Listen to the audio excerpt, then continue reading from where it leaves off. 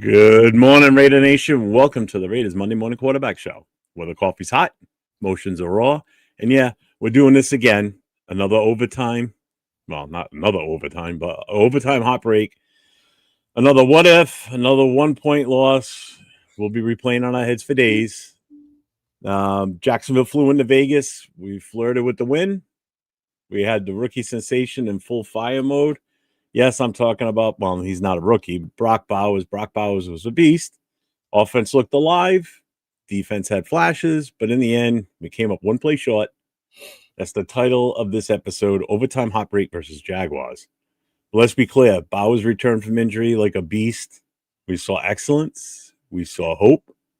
But we also saw what happened when we let the other team dictate terms. When we didn't finish the job, the Jaguars got us. They kicked the record-breaking field goal at 68 yards. So today, we're going to break it down, how the game went, how we lost, how Bowers and others stepped up, how the defense failed at the worst time, and then we talk about what's ahead, because we've got a short week. We're heading to Denver at Mile High Stadium, and if you're asking, is the season over? Well, we'll try and answer that. So grab your silver and black gear, grab your coffee, grab your Raider flag, maybe some Advil.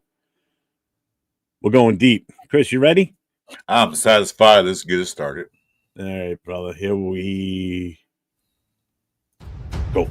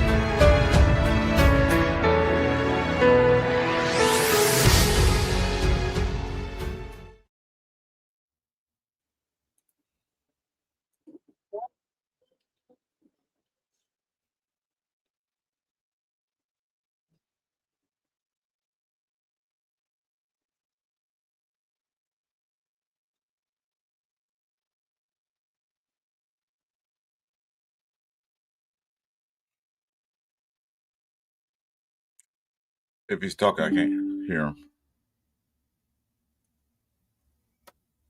I couldn't refuse. Who was Someone that? said, did you hear it? No, I couldn't hear it. We couldn't hear it. Oh, shit. All right, hold on. It was muted. Hang on. Damn it.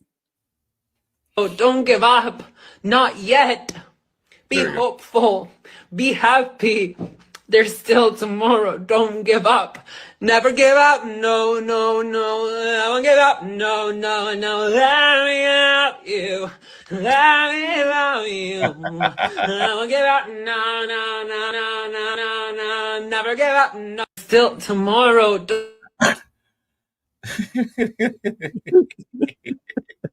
Yeah, we heard that. That's good. I couldn't help it. Someone sent that to me this morning. My buddy Mike Tinley. You've seen him in the chat and some of the shows. He sent me that, and I started playing it, and I started dying laughing. I'm like, oh, I'm definitely opening with that today.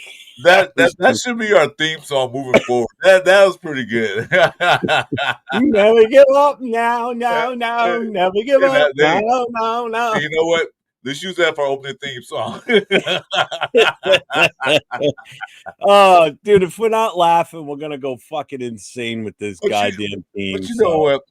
Let's talk. Let's see who's in the chat right quick because that was pretty good. That made my morning. I don't need coffee now. I'm up.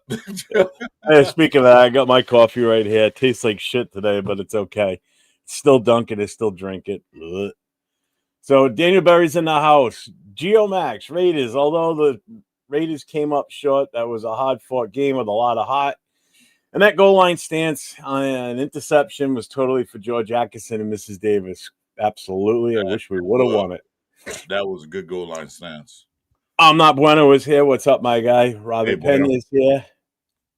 Let's see. Navy Vet is in the house. What's up, brother? I ain't seen you in a long time, David. How you been? Been a while. Yeah, really. What's up, man? Let's see. Who else is here? Who's the Silver and Black Podcast? That's Will. Will, what's up, my guy? Who else is here? Yes, that's it. So, did you guys like that little intro? I mean, I'll play it again. That was funny. That's the opening theme song. Every time we lose a game, you play that. Yeah, we go. No. It's in my head. I can't get rid of it. Accelerator says, what we saw yesterday is the best it gets. That's the best we can possibly do. So depressing. Yeah. We're going to point out some stuff. But, yeah, I feel you. A loss. But, we'll point it out what happened. Oh, Navy Vet's in Georgia right now with his daughter and granddaughter. Oh, well, enjoy the family time, brother. Definitely. Hey, good deal. Accelerated 97-10. Yeah, I don't think so. I don't think because Kyler Murray's not playing. I don't know. It doesn't really matter. It doesn't affect us, but. Yep. So. Robert said running back. How did we lose again? Seriously. But before you start on that, go ahead. This loss is not more upsetting as the Chicago Bears loss and the Chiefs loss to me. I didn't get a chance to see the game. I didn't get a chance to see the game because my internet was acting stupid. I didn't watch like a quarter and a half. I had to watch highlights. But I didn't see it. I had to watch the highlights. Right. Well, at least you weren't heartbroken in the exact moment that it happened. You could go back and watch. I felt the pain. I saw the news report, like, God damn it. And I watched the highlights. But, there's some couple of things that should have happened again that didn't. But I like the way they played this game.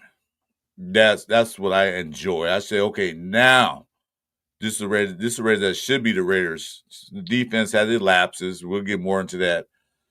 But they actually fought in this game. They didn't give up like they did last few games. Yeah. I mean, they definitely showed some determination.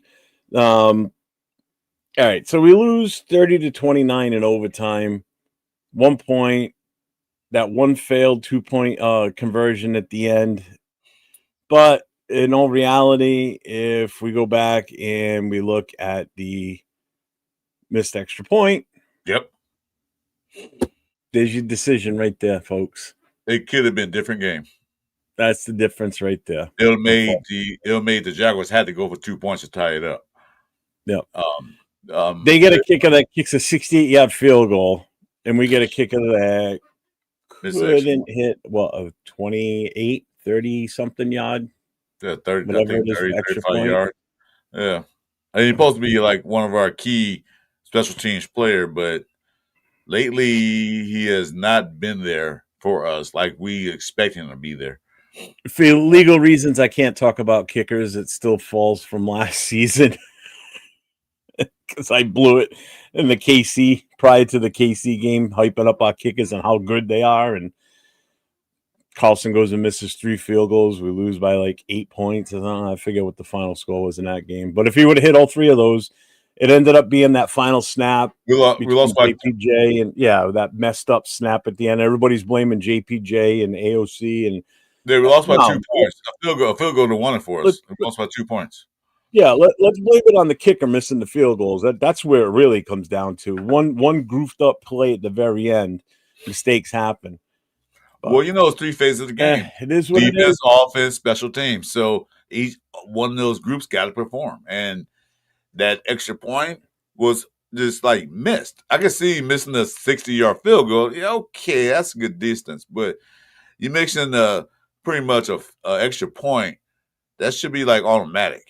I mean, they did move it back to 30 yards, 35 yards, wherever it is now. But still, come on. Yeah.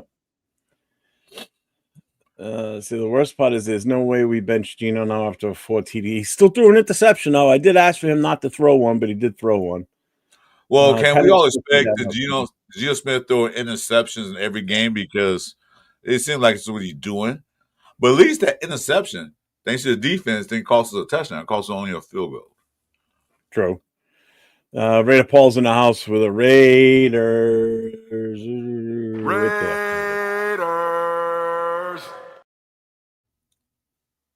Let's see. Bishop's in the house. I am not talking tank. Stop that shit. Edgar Sosa. And without Brock Bowers, we'd have lost this game by a lot. Yeah, definitely. Brock Bowers. We're going to get into that. Trust me. I've got a whole bunch of shit to talk about here. And yes, there were a lot of people open on that 2-point conversion. But again, to his defense, in all honesty, though, where he was throwing the ball or aiming to throw it, if he would have looked to the right and thrown it to 2 or 3 guys that were open, wouldn't have been tipped. Probably would have got it. Well, Lockett was like, but What's up, Desert Raider? Same end result. This is a results-based business. Absolutely. Pump fake would have changed everything. I don't know. Raider Travis in the house. What's up, Raider Travis? Small mistakes. Yep. Defense gave up 3 in long distance for first downs. I'm not a Cardinals fan. Let's stop calling you Piano Man because you're just changing the narrative all the time. Go accelerator. Yeah. What's up, Nick D? Salute to the nation. That interception, that only cost us 3 points. Yeah. Lost us the game also. Yeah, so definitely, it had an impact overall at the very end of the game with the final result. That cost us the game, and that 68-yarder they have. Well, like, goddamn, really. Get that shit. But, Jason Marshall's in the house. What's up, Jason? It is what it is. No, Paul, if you watch my shows from last week, after the KC game, I said it from that point on. I said, I can't look at this schedule and see that we're going to win any more games this season. The only one that I thought we had a chance in is this one that we just played yesterday and possibly Cleveland. Those are the only 2. If you take your Raider fan hat off and put your football knowledge and analytic look at things, you really think we match up well against all these other teams? Absolutely not. Absolutely not. Well, and we got a short week, and who we got? We got Denver in Denver Thursday night. Which they didn't have a good game against the Giants. Giants almost beat them. So, yeah, but the Giants ain't no slouch of a Giants team. Are better. Giants, I picked us to win, but now I'm looking like Giants are actually playing good ball right now. So I took that win off the board. Yeah. There were a few different people opening the end zone on that 2-point conversion. Yeah, he had options, but he chose the wrong one. Lockett was doing the jumping jacks out there. Hey. What's up, Sam the man? Geno double clutched, gave the defender time to jump. Yep. Michael Smart's in the house. What's up, brother? Hey, what's going on, guys? That was the I guess the one bright spot this weekend was watching KC loss, because when I was with my chapter with the watch party, we had the Raiders on pretty much every TV, and then I'm like, you know what? Can we get the KC game in Buffalo on a couple of different TVs? Because I really wanted to see Buffalo beat their ass, and so did everybody else there. So we had KC playing too, but we had the Raiders on volume. That's the only thing I can watch in full that night. That was great. Yeah. So internet started working towards that game. Like, I can watch this game, but I can't watch the Raider game. What the hell, man? I think they set me up for that. See, I've converted Accelerator. He was thinking we were going to win a few more games. He goes, I've come over to Jeff's way of thinking. We don't win another game. Still give us Cleveland. Other than that, I don't see it. Wait a minute. You convince Accelerator? He's stubborn, man. He has his ways of thinking. I hate AOC, but Geno worse. Yeah, I mean, at this point, what do you do? But I don't think they're going to bench. They're not going to bench him. Unless he gets hurt. Only way he gets benched is hurt. And then you got. Oh, speaking of hurt, did you watch the injury on Jaden Daniels last night? No, I heard about it. I didn't get a chance to watch the highlights. Oh, I had to actually rewind the game and rewatch it again. That's not good. Luckily, it's his non-throwing arm, but man, he's done for the season. And see, that's the thing. That's the thing. That's the thing I was worried about. If it wouldn't moved up and drafted Jaden Daniels, because he's not a big guy. He's small. He's small and wiry. I was scared that he'll get hurt because he liked to run the ball, and then take one of those big hits. That's it. So that's what I was worried about drafting. I wanted that type of quarterback, but he's kind of not really built right now. He hasn't gotten to his man body yet. Yeah. Oh, trust me. I'm still picking us to win every week. I want to see us win every week, but realistically, I just don't see it. I would love for us to go to Denver and beat Denver. Are you kidding me? Yeah. You know what? You almost had your 30 points this year. Almost. I know. Almost. And would have broken the 30-point barrier. We would have finished with 31 too. And that's it. My score was 31-23. But the 23 they had more, but still, he was that close.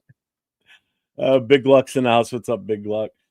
Yeah, and it was nice having Brock Bowers out there, especially for my fantasy team because man, he lit it the fuck up. What I tell you on Saturday show? What I tell you on Saturday show? Brock Bowers coming back. Yes, I want to get 2 touchdowns. Would he have 3? And my prediction on him was 14 targets, 10 catches. I figured 95 yards and 1 touchdown. Well, he blew the numbers on the yardage out of the water. He was right on money with the total number of touches too and targets. So he actually exceeded in the receptions, and obviously in the yardage and in the touchdown. So, but you look at I'll have to predict that every week, and he'll beat my prediction. Look at the bright side. What that did for the rest of the guys is open them up because a lot of guys got catches. And some yards. Yeah, it's a little froggy. It's kind of cold here, man. Me and my daughter's kind of like under the weather, but we're all right. But it sounded like a burp, like a vomit burp. Did it? Kinda. It came out of nowhere. I'm gonna throw up a stomach intestines. Anyway, back to what I was saying. Forget my whatever it was. They opened up for everybody else. I thought Trey Tucker had a bigger game. He did. I mean, he caught 3 passes, but I thought it opened up, and he kind of did. So moving forward, with Brock Bowers being out there as our pretty much number 1 target, it's going to open up for a lot of guys. So that's good. And I expect Brock Bowers to have a good game like you did, but not this. Nah. But I'll take it. I ain't mad at it. That's all. That's why, like I said, this game, of course, I wanted to win. It didn't piss me off as much as like the KC game, a couple other games. The Chicago game really pissed me off. This game didn't piss me off as much. I was mad we lost. Of course, I want to win every game, but that's not possible. Well, it is possible, but the thing that the Raiders' offense actually moved the ball down the field and got scores. So moving forward, I think we can get better. It's good to see Brock Bowers out there with no braids, making cuts and running the ball and taking command of the receiving game. It's good that Geno Smith actually found him because one thing that scared me the most when they got Lockett, that Geno's going to keep looking for Lockett, keep looking for Lockett. He didn't. He only got 1 target. Yeah. Hey, guess who's in the building? You want to bring him in if you want to. I don't care. Who? The other bald head guy that joins on Saturdays. I told him, I don't know. You can come if you want. I don't care. All your guys' predictions were off. No, they weren't. We drafted Genti. Yeah, I do feel bad for Genti. Yeah, they had bad in the run. They had bad in the running game. He only had 13 attempts, so they told they left the running game, and I need 20. Yeah.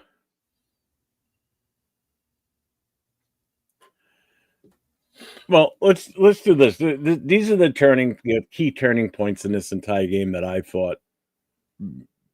You had the 68-yard field goal by what's his name from Jacksonville, which was incredible. I mean, watching that, I was like, "Are you shitting me?" That was an amazing kick. I thought it was short. He could have hit it for even further because that thing still had some distance once it crossed over the crossbar. He could have hit a 70-yard field goal. He could have 72-yard field goal from that because I looked at the replay like, damn. Yeah. That's one of the things I did see. My TV came back up. Yeah. The series of lead changes late in the fourth quarter. It was like back and forth, back and forth. You could tell both defenses just couldn't stop either team because both teams were marching down the field like basically unopposed. Mm-hmm. And then the failed 2-point conversion at overtime's end. So that's pretty much the full story. That's how it went. Extra point was the start of the whole thing. That mixed extra point caused us to have that 1 point down because if made extra point, if you look at it long run, that means that when Jacksonville scored a touchdown to tie it up, they had to get 2-point conversion, which, is 2-point conversion is not as easy to get as an extra point. So missing an extra point kind of not cost us a game, but kind of helped us along the way of costing that game. Yep. And again, the big thing, Bauer's returning from the knee injury. He put down 3 touchdowns. That's huge. I mean, there's no choice about it. He's obviously the hot beat of this offense. Everything goes on this offense goes through Brock Bowers. I just wish they continue this now. You see what we can do when he's in the game and how much he means to this offense and the ability to move the ball freely down the field when you get the ball in his hands. And I got to say, Michael Mayer, dude, he contributed quite a bit in this game too. But everybody did really because they had no really big because G didn't want to throw the ball 20 yards down the field. They had key plays. They had key plays to Jacoby, key plays to Tucker, stuff like that. Brock Bowers opened the field up because defense didn't have to worry about him. They had to worry about him because he was eating them up. Trey Tucker, 12.7 yards per reception, three catches. Even Genti got in the mix, 5 for 47, 9.4. Oh yeah, I got a whole list of stats we're gonna cover for sure. I got a breakdown on everything. Yeah, so him being back made defense have to think about him. That's what I said earlier Saturday. When he comes back, now defense because last few games we only had just Jacoby Myers and that's it, Tucker. We had no threat downfield. Now they have a threat. They have to worry about him. And they tried to, but they couldn't stop him. And I'm going to say this. That first touchdown he caught was absolutely gorgeous. And referee said incomplete. Said, what? That's a touchdown. They replayed it like, come on, man. Yeah. When your big ass hit the end zone before you go out of bounds, that's a touchdown, dude. We all talk about and the fact that he caught that one-handed that way, too. I know. Just that whole series of events that happened for him to score that touchdown right there. It was just a thing of beauty. It was a one-handed. It is free to subscribe. There's no charge to subscribe, so make sure you hit both station channels up. You got Chris 4 Raiders, and then you got myself 401 Raider Jeff. Make sure you hit the sub on both. Please do. I'm almost there. I'll call it the one-handed butt touchdown. That's what that was.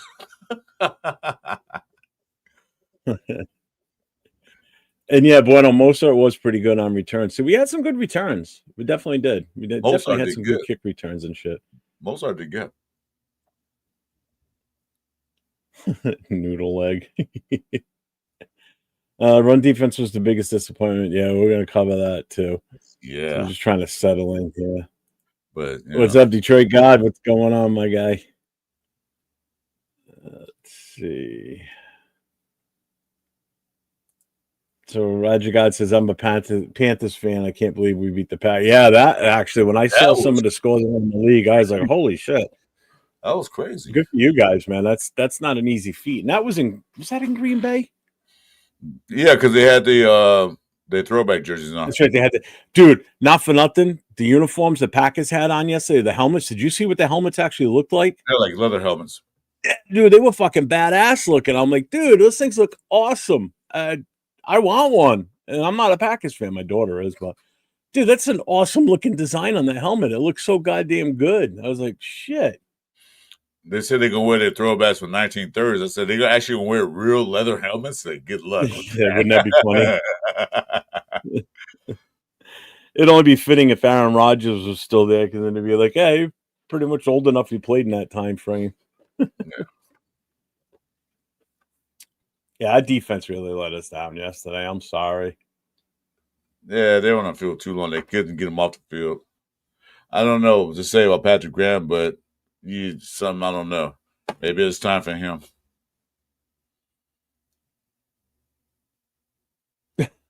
What's up, one buddy? He goes, I'm hotter than the Raiders defense. Doesn't take much. Drive him home, Jeff. We need this company to go big. Downs. 2 cheeks is equal to 2 feet. Exactly.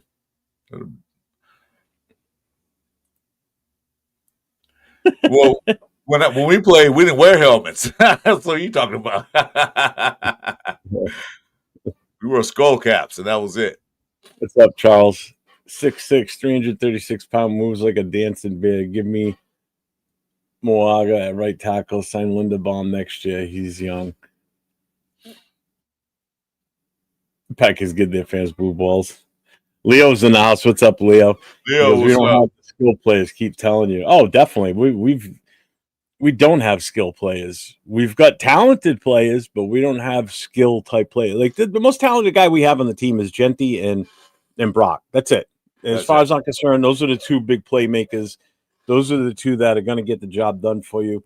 But when you don't keep feeding the ball to Genty like you should have, that's where you pay the price. Yeah. He didn't get enough touches in this game, plain and simple. No. I think me and Jason talked about that Sunday morning, right? He was on a guest show on the Bilton show. He said he wants to see Genty 20, 25 carries. I would say that sounds about right. But 13? No, that's not good. Yeah, they got pass happy.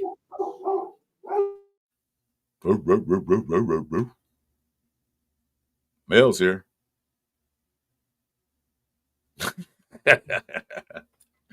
No, my mother-in-law is here.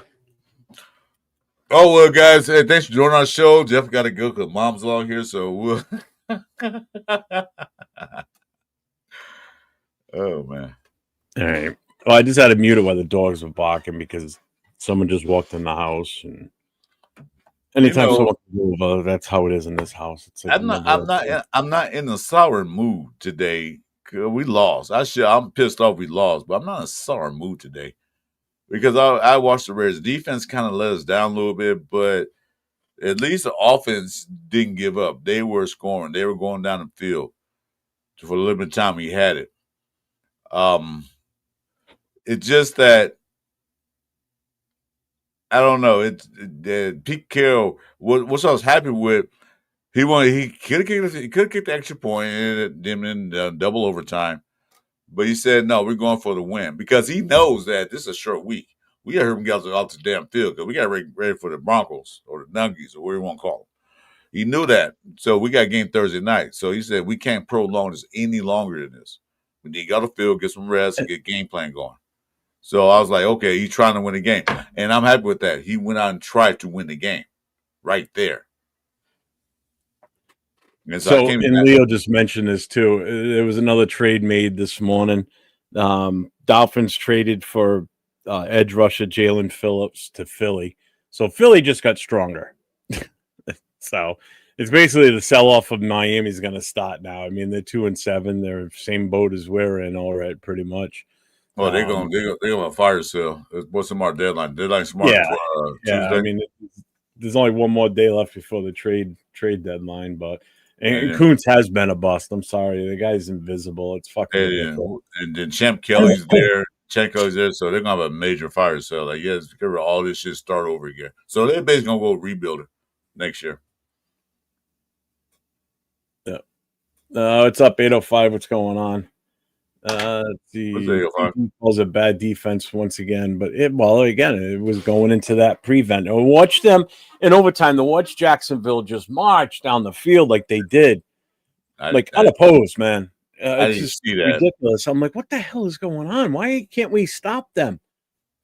It's not like they were doing anything razzle dazzle type shit. It was just some basic stuff, and we still couldn't fucking stop them. By the time the internet came up, they was like inside of 20. Like, what the fuck? This that quick? This is march down the field. Thanks for the $2 super chat. Jeff's mother-in-law. I can't say it too loud. Jeff, come to the kitchen, help with the dishes. Absolutely fucking no. Hell no. I'll stay right where the fuck I am. What's up, Ray tonight? What's going on, man? So, with all that being said, so I want to get into the stats. That's what I want to pull up here. I want to do the team stats first, all right? Because there's some that kind of bothered me. So, all right, final score 30-29. Total net yards 367 for the Jags, 331 for us, right? Total first downs, we were even 26 and 26. Hell of a lot better than it was 2 weeks ago against the Chiefs, where we only had 3 first downs. So we blew that number out of the water this week. Anything's better than the last time we played the Chiefs. Anything's better than that. Yeah. So. Here's the one that bothers me. Time of possession, and the fact that we still put that many points up on the board with this time of possession difference. So Jacksonville had it for 42 minutes and 57 seconds. We had it for 26 minutes and 47 seconds. Again, we can't keep the offense on the field. That's a problem. We can't sustain these drives. Or in some cases, I will say this, there were some shorter drives because of field position and quick moving down the field too. That's kind of the other thing. All right. But you gotta look at it from the other aspect. Their running game kept them on the field. Their running game wore that clock down. We could not stop Indian. You said it that we got to stop Indian, and we could not stop him. I mean, he didn't get 100 yards rushing, but he got key rushes to keep the clock running, get the first downs. We couldn't stop that run, and we thought we had a good run stopper, but that dude is just too bad. I mean, that dude is good. Here's another one that kind of sucks too, is the penalties. There were a lot of penalties in this game. Jacksonville had 9 for 80 yards. We had 7 for 55 yards. We only had 7, which I think is good. 7's a lot, man. We used to average like 11 penalties a game. You talking about? Yeah, but the last 3 years we've been getting better with with penalties. 7 penalties is a lot of penalties, man. That's still a lot. Yeah. You know, we have gotten better, but we gotten better. But yeah, that's the other thing. We couldn't take advantage of all those penalties that they had. They had 9 for 80 yards. You know, so here's another one that I kind of like this one a little bit. This definitely compared to the last game we played. Third down efficiency, they were 9 out of 16. So they were at a 56% efficiency on third down. We were 7 for 10. So we were at 70%. Yep. That's not bad. It really isn't if you think about it. You know.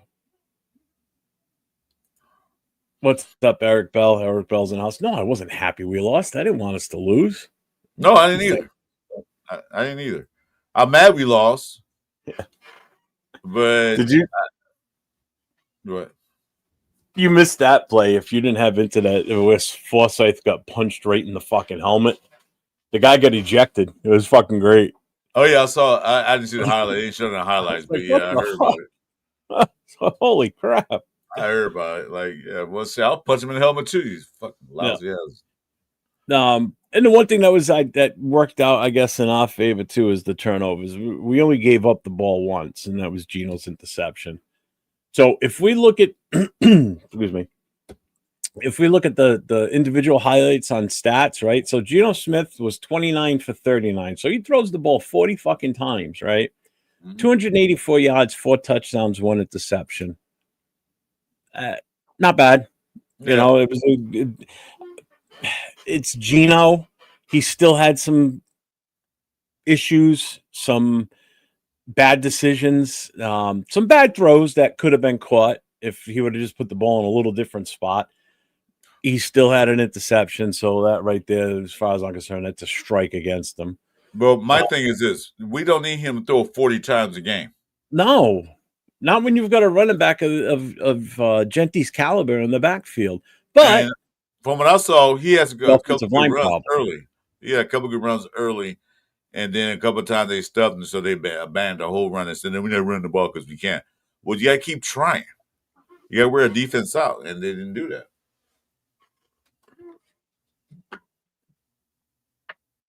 Let's see. All explosive plays was clean, was a plus. True. We don't get as many penalties because the refs look around and go, the Raiders game is loose. Yeah. There you go. 805 says, I vote Jason as main source of all breaking news. Most trusted source in sports. Well, he has sources, remember? Yeah, sources. Yeah, sources. Sources. I mean, he was the first one to break the story about Max Crosby. You remember? Mm-hmm. We'll just leave it at that. If people want to see what we're talking about, you can go back and watch Saturday Night Show. Adam Butler would wrap up and tackle. Maybe NTM wouldn't have run all over them. Yeah, true. That's true. Yeah, I saw that hit. He hit him, thought he was going down, but he just bounced off and kept going. Like, dude, wrap him. So, because I'm going to cover I'm just going to give you some of the highlight, like stats wise for the Raiders, and then I got some for the Jaguars too. So, I mean, obviously Brock Bowers was the hero here. 12 catches, 127 yards, 3 touchdowns. I mean, the guy was everywhere. We obviously made it a point to get the ball in his hands because, let's face it, you want to win a game, you got to get the ball in one of two people's hands. We've already said it. Brock Bowers and Ashton Genty. We didn't get it into Genty's hands that much. I'm going to cover that in a second. But Brock Bowers, we definitely tried getting the ball to him as much as possible. Just so you're aware of this, I'm going to bring up the exact numbers on this because it's actually kind of crazy. Where is it? Come on. Okay, here it is. Box score. So Brock Bowers, now remember, he also had a carry. So he had 1 carry for 6 yards. He had 13 targets. He caught 12 out of those 13. Okay. 127 yards, 3 touchdowns. His long was 27 yards. So you can't say that he didn't give it his all. I mean, this guy put everything he could out there. He missed one pass that he couldn't catch. And I suggested that he was going to get at least 14 targets. So now you add in 10 catches, but he beat me in the catches, beat me in the yardage, and in touchdowns. So he went above and beyond what I predicted for him. Mm-hmm. But technically, he did get 14 opportunities with the ball because he did get a carry. So that would have made it 13 targets, 1 carry. So in total, he actually had the ball in his hand 13 times this game. He had the ball 13 times, whereas Genty carried 13 times for 42 yards. And he had 5 targets, 5 catches for 47 yards plus a TD. So his overall stats weren't that bad if you combine receiving and rushing, but 13 carries is ridiculous. He needed the ball more. We needed to run the ball more for sure. And that's what I looked at the stats. So like, why is Genty only getting 13 carries? I saw a little bit of he had a couple of good runs and they stopped him. Why did we abandon that? I mean, Brock Bowers and Geno Smith connection was hot. It was going smoothly, but still got to run the ball. You still got to run the ball, you know. But you're talking about Bowers, so. Yeah, if you have Bowers on your fantasy league, you got a lot of points this weekend. A lot. I got 40 something points out of him in a couple of my leagues. So I was happy. Because I said I'll see Brock Bowers catch at least 2 touchdowns. You went over that. Yeah. So now you go over to the Jaguars side, right? So Trevor Lawrence, 23 for 34. So they threw it a lot too, but they also ran a lot. So they had a good mix, all right? He had 220 yards passing, 1 interception, but he also ran 2 touchdowns in himself. Yeah. Now, on the running game for them, you had NTN carried it 22 times, okay? 84 yards. And he still caught 5 passes out of the backfield for 31 yards. So he had over 100 yards combined. He had a total of 27 touches on the field versus Genty's, what did I say, 18 in total. That's a big difference. Yeah, it is. That's a big difference. You know, again, we got away from the run, and I think a lot of it has to do with the fact that the offensive line just can't make this, especially up the middle, because the few times he did run up the middle, he didn't get that far. No, he did have some that he did break him for longer runs, but when he ran outside the tackles, he has the biggest runs outside of tackles. And that's just it. And that's where he. And they ran to the wrong side for me. Well, I looked what I can see. They ran to the wrong side. They ran towards Parham and what's his name? Forsyth's side. I said, well, that side of the line to me is the weakest part of the line of scrimmage right now since Cole Miller's not there. Why are you going to run to Glaze and JP's side? I don't understand why they're not going that way. Maybe Genty runs better running to the left than does to the right. I don't know. But to me, they should run more towards the other side, which is now the strongest side of the offensive line. But is it really, though? I don't think there's any strong side. Well, no. Compared to... 2 weeks ago, I said there was. Wait. I don't think there is anymore. Wait a minute. Compared to Forsyth and Parham on that side, Glaze JPJ, to me, is a stronger side. To me. I disagree. There's no strong side. There is zero strong side on this offensive line. Well, isn't. I'm not a fat ass, so I never play offensive line, so I don't know. You have more analysis on that. Oh, so just call me fat. All right. I didn't say fat. I said fat ass. It's different. But there's no. Well, we know we both agree the offensive line is really bad this year. Yeah, but there's no strong side. There really isn't. If Colt Miller is still out there, then okay, then yeah, your left side's the strong side. But right now, the right side is not stronger than the left. Not by if it is, not by very much. I'll tell you that right now. Okay, well, I'm testing a little bit. Remember, just a little bit. And again, it's tough when Genty's being given the ball and a defender's in his face. True.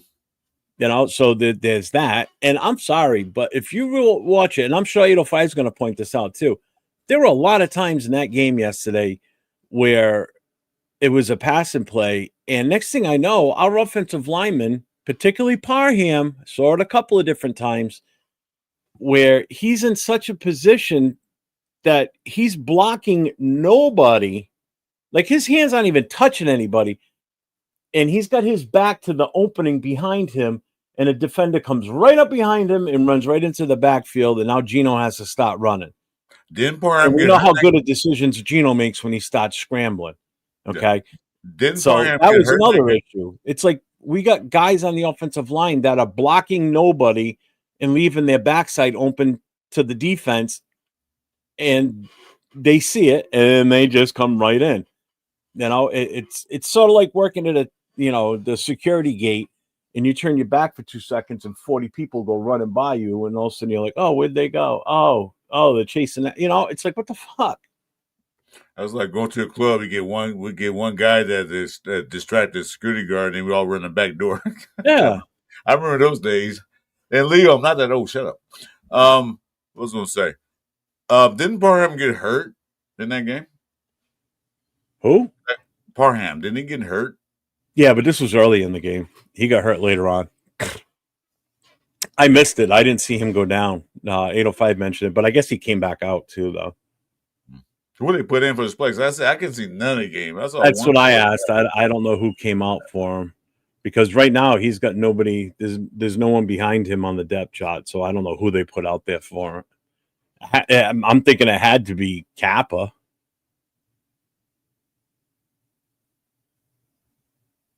I mean, because on the depth chart for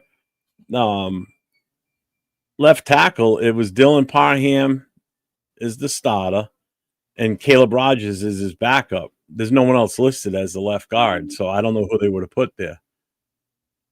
Because it wasn't Caleb Rogers. I didn't hear anybody saying anything about Rogers coming on. Unless was Rogers another healthy scratch? I didn't look at the report. So it had to either be Kappa or Putnam. Well, that's our general manager, Jason. Check that out for us, Jason Downs, if he's still here. Yeah, he's our general manager.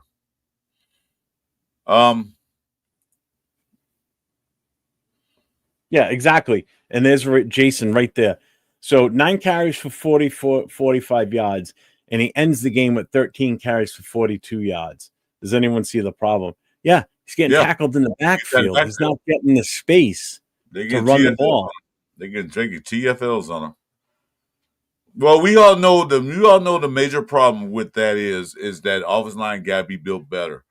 You know, when it comes down to it, towards the end of the season, you got to put Caleb Rogers out there and Grant out there just to see what they got for next year. If not, draft, free agency, get offensive line. Because once we have offensive line, Gentry will get those yards. Geno, if he's still there, will get protected. But other than that, no, nothing. Yeah, but here's the problem. Here's the problem with that statement you just made. I don't disagree with what you're saying. I agree 100%. But here's the problem. You know you're going to draft this running back. You knew that at number 6, if he was there, we were taking him. And we knew that way before the draft that was the guy they wanted. Okay? Not us personally. We all thought they would. But if you as the organization know that you're taking a guy of that guy's caliber and you want him to be as good as he possibly can, why in God's name would you not address the offensive line early and often prior to the draft, during the draft, and immediately following the draft? Why are you still playing with a piecemeal offensive line with bums that can't block worth the shit, can't get out of their own way, look like the goddamn Keystone Cops out there, run around like fucking fools, don't know how to fucking pass block, can't run block, getting blown off the ball continuously, and then still sit there and say, we're going to bring in a running back of this kid's caliber, but we're not going to do enough to address the guys that are going to help him be that caliber of a running back. You said it right there. That's what gets me pissed off. They knew in the draft, they knew that number 6 pick, and they wanted Gentry. They knew that. They're going to get him. I just said why didn't they go to free agency and sign some of these good guys before everybody else took them up? They didn't do that. They had the money, but they were being cheap about it, and they didn't do that. They could have, okay, we at least another guard better than Crapper, and another backup tackle just in case. They didn't do that. They didn't address none of that shit during free agency. They could did that, and they was hell bent on drafting Gentry because they went to his pro days and all that stuff. So they was intending to get Gentry. If he was there at 6, they was going to get him, or any other running back, they could have picked. The same thing would have happened. You got Hampton. You got Hampton. You got Hampton. I disagree with that statement you're saying. No, wait. They could have got Junk and everything, but they can't run the ball. The offensive line cannot block for the run. Can't open holes up. That's what I'm saying. If they want Gentry, okay, we'll get Gentry. But if he's not there, we'll go for another running back. But it doesn't matter which running back they were got. If the offensive line can't block, nobody's running anywhere. They could have addressed, we run heavy. Let's get offensive line in free agency. Why didn't they do that? And then they went from last year, like, yeah, they were decent, but they still suck. Let's fix that first. They didn't fix that first. See, I disagree with your statement. You're sitting there saying if we would have drafted another running back later on in the draft, maybe the second round or so or beyond, that we'd be in the same situation. I think I disagree with you. I'm not saying that. That's what you just said. No, you just said that. If we would have taken no, hold on. I said that if they're going to draft a running back, fine. It could be the first round, it could be the 7th round. Doesn't matter when they draft a running back. they knew they were going to draft a running back. They knew they needed a running back. They should have fixed that offensive line during the free agency market. Let's get some good quality guards or tackles or whatever we need to fix this line. Then, if Jitty falls to 6, we take him. If not, then we're going to wreck later on. That's what I'm saying. They should address That's not what you said. That's exactly what I said. No, it's not. Rewind it. I said that they should address it. They knew they're going to draft a running back in the draft. Where the What's up, Willie Wayne? It was Genty at number 6. If they couldn't get him and somebody got him before we did, okay, so be it. They could draft another running back later on or whatever they can do. But my saying was they knew they was going to draft a running back in this draft. Shut up, Leo. You know what? The jersey, man, cancel my order. I'm buying somebody else. I got another guy selling me. I ain't buying nothing from you again. They drafted. They drafted. I said they knew they were going to draft a running back. Why didn't they address the offensive line in the free agency? That's what I'm saying. They should have said, you know what? They went last year. Why you going my last year? Because we couldn't run for shit. So get an offensive line. You relying on Parham, Glazer is slumber. Goldmill, of course, is there. Then you switch JPJ from center to guard, wherever that is. But I'm saying, though, they should have went like Chicago Bears did. What they do? They signed some offensive line in free agency. We didn't do that. Where they drafted Genty, they couldn't get him, Junkins or Hampton or whoever. You could draft any guys. They couldn't run behind his offensive line. Nobody could. Even the only person that could have won was Barry Sanders. Nobody could. That's what I'm saying. Are you done? No, I'm trying to tell you what I said. And everything that you said, even though you said it 20 different ways and none of it made sense. Okay, it's okay. Tell what didn't make sense. Tell me. I disagree with what you're saying about if we would have waited and drafted another running back instead of Genty, that they wouldn't be able to run. Okay, with the existing offensive line, you are correct.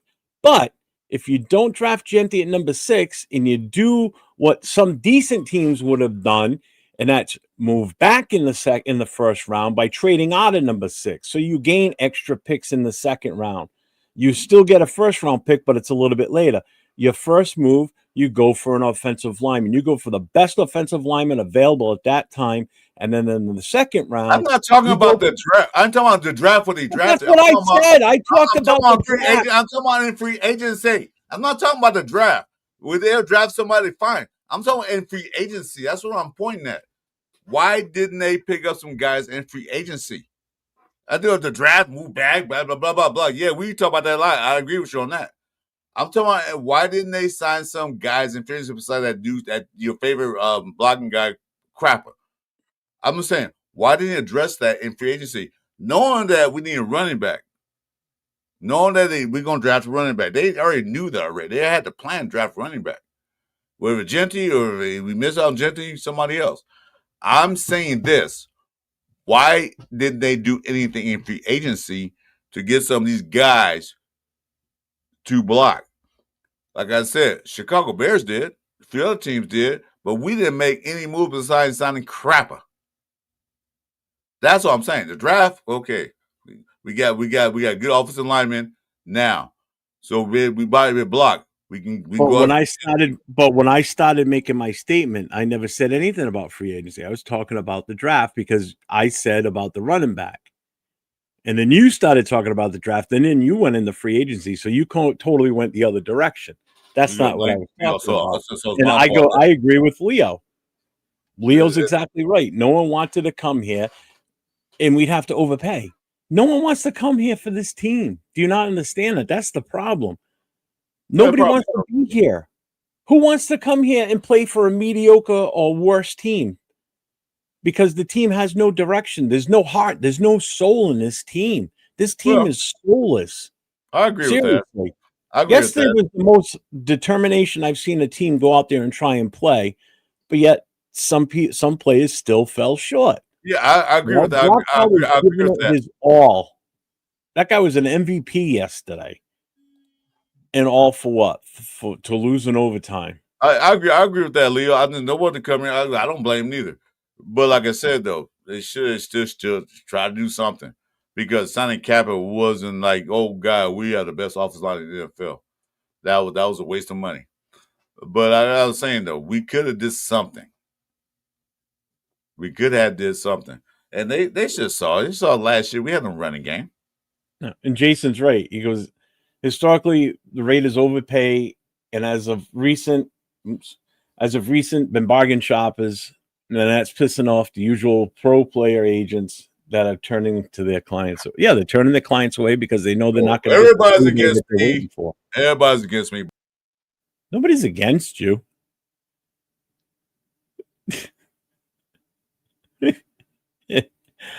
Thank you, Lil, with the $4.99 shout out super chat, because only Raider fans want to come play here. Look how we treat our free agents when they come. It sounds good on Mad. Yeah, it does. It does. It's Chris, get your ass back in here.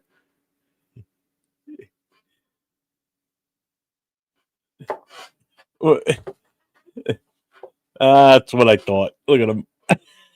He's pouting. He's on the phone.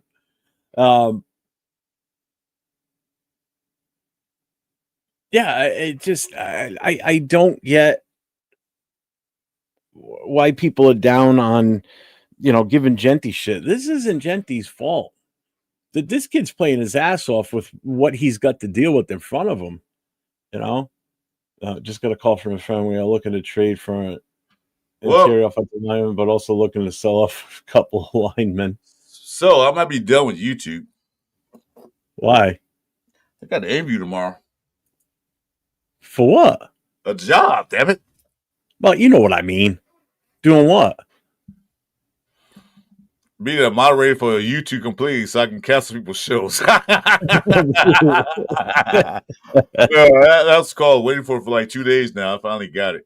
No, I'm not. I don't care. Yeah, you guys be against me. That's fine. That's my opinion. That's what I think. But I understand what Leo's saying. I'm not against you. I'm just agreeing with you. See, this is how you have good rapport with somebody, is you don't always agree on things. So, this is what makes, I think, our show so much, good, is the fact that you have your opinion, I have my opinion. We don't necessarily always agree.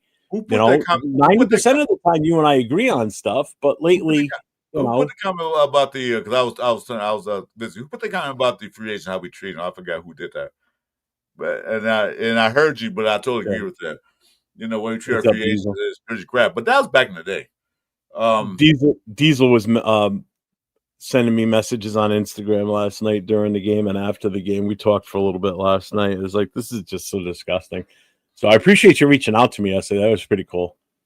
We talked for a little while. Cool Kev's in the house. What's up, Cool Kev? Where the fuck did he go now? Adam Schefter's in the back in the green room, I see.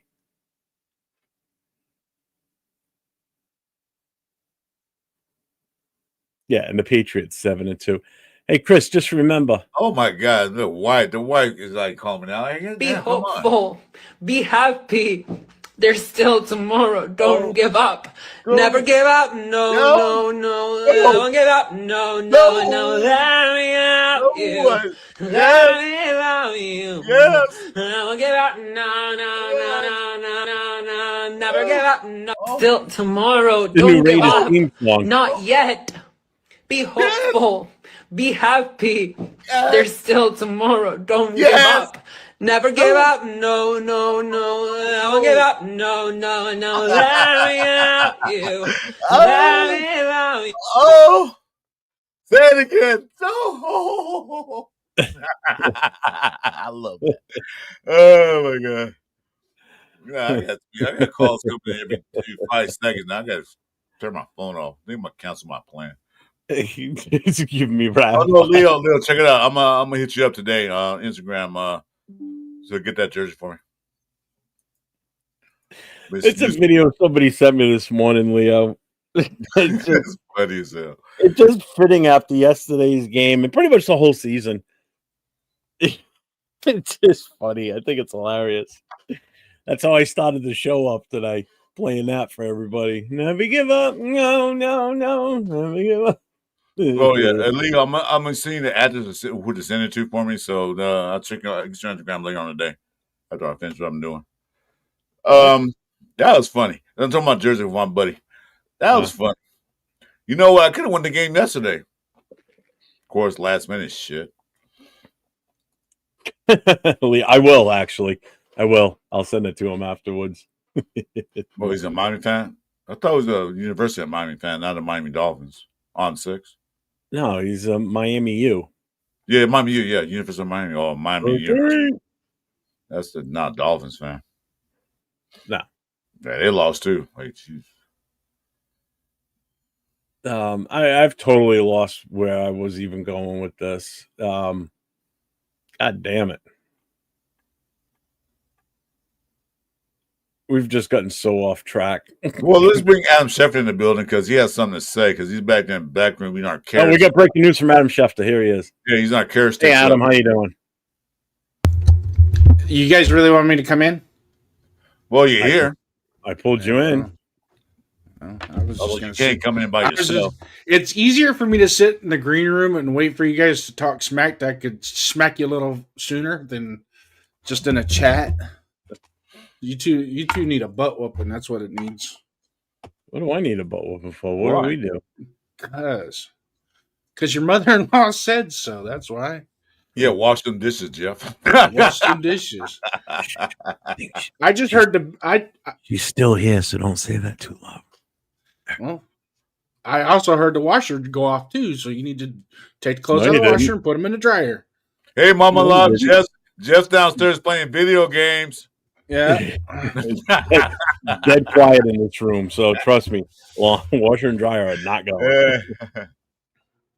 Gio says Thursday's game is my Super Bowl. I hate the Broncos more than bed bugs. My favorite win in Denver was back in 2010. 59-14. Yeah, that was a good one. Yeah. And you're right, Leo. What lineman do we have that people would want?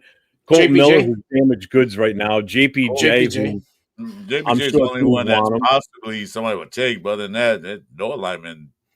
You're gonna treat him like crap. Trade him to us. We'll take him. Yeah. No, I'm talking about other teams, but there's 31 teams out there that take JPJ right now. An abusive relationship? Yes, that sounds interesting. Then go to the Raiders and play for them. Yeah. They'll abuse the living shit out of you, and then they'll just leave you by the way by the roadside when they're done with you. Yeah, we'll just cut you when we're done with you. Right in the middle of your contract. Yeah. Are you kidding me? This what offensive lineman do we have that anybody would want outside of Colton Miller, who's damaged, and like I said, JPJ. Maybe JPJ. Raider Nation is going to fucking implode.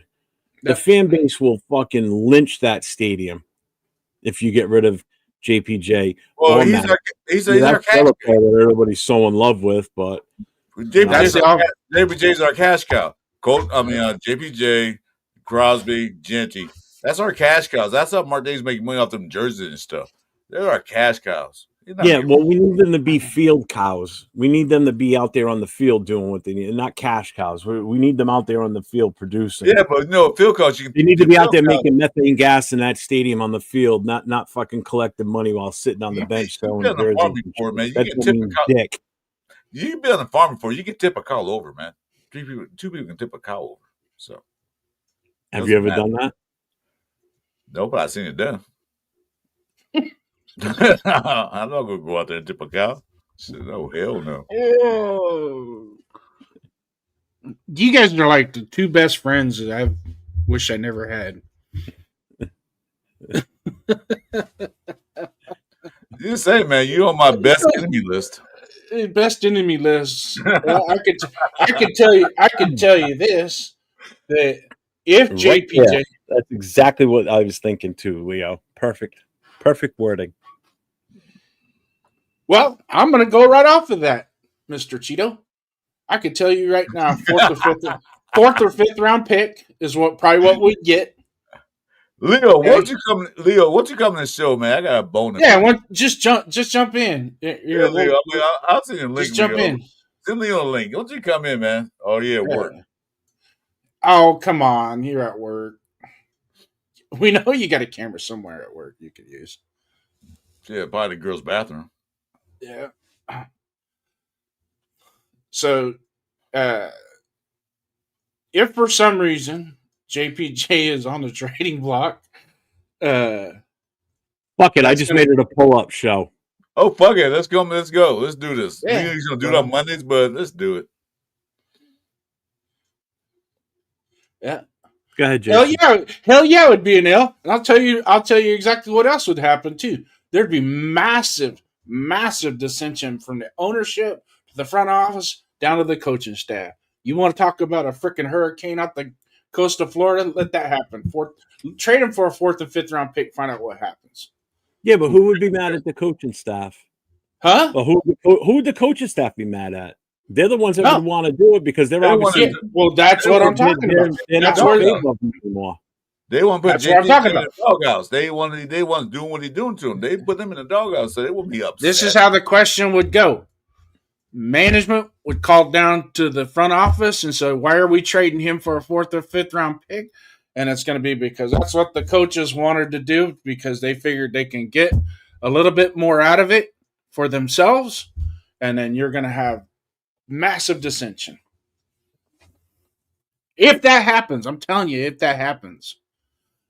No, they're going to have massive sales loss because the JPJ jersey was, when I went to the stadium, it was stock. It was Genty, Crosby, and then Genty were like the number one top 3 selling jerseys out there. Like, Jesus fucking Christ. Yep. They lose money. He's a fan favorite. He was a 2nd round that's pick. Why. We fall in love with players real quick. He was, as a rookie, he was on the rock. He was getting better. He was good and getting better. Why is this shit happening now? Why is like he didn't play good yesterday? No, he did. He had a few good reps, but there were some played good yesterday. Yeah, well, the whole line didn't play good enough. But as far as the run game, no, they didn't. Just said, man, there's definitely a parrot in this fucking room. Right. Just mother-in-law, just still playing games. You should wash dish and clothes. I was kind of when we had the draft this last year. I was kind of in sync in a roundabout way of what Jeff was saying. Let's go offensive line in the first round. Let's trade back, collect some assets, get an offensive lineman. We both agree on that. Okay, and I agreed with that as well. But when we took Genty at 6, the 2nd round we should have targeted the 2nd round the best offensive lineman available. When they went from 37 to 38 in the draft, it picked up that 3rd round pick. So we picked up a 3rd round pick to relieve what we gave up for Geno Smith. I was like, these guys are doing something. And then they go back to 58. And I was like, okay, well, maybe they see something. Well, who'd we take with the 58th pick? We took Jack Besh, right? Who went 57? Tate Ratledge. You know, and even I, during the draft, there was 3 guys in the 2nd round that I really liked. Xavier Watts, Tate Ratledge, and Jackson Dart. That I thought at 37, if they were there at 37, we got to take them. No questions asked. Right? Well, now, look. We went from 37 to 38. We could have still got Tate Ratledge, even though Xavier Watts and Jackson Dart were off the board. So, and I think, me personally, this is what the lineup should look like. Colton Miller left tackle, JPJ left guard, par him at center, and Tate Ratledge at right guard. That would be freaking phenomenal. I'm done. I'm just laughing at Ernie Johnson because he was in the chat the other night. He said, can you guys just please beat the Titans? He goes, you useless tool, you Raiders. As a Browns fan, ask you for so little and you were right there. Can you really not crawl before you walk? Get the tie before you start getting selfish and get wins. Oh, God. Yeah, look at even Cheeto's girlfriend said that. He goes, who's on her second year watching football saw it and said, "Damn, only Brock gets open. Our wide receivers suck." She's right. He's right. She's right. It's only second year watching football. Jesus, she's right about that. Yeah. Yeah, true, Leo. Relax, already. Our only win the rest of the season will be against the Browns. Possibly. Who knows now? Possibly they like because Jason's boy's playing, so we might lose to that game too. It was Bowers versus. That's what it felt like, man. He was out there single handedly yesterday.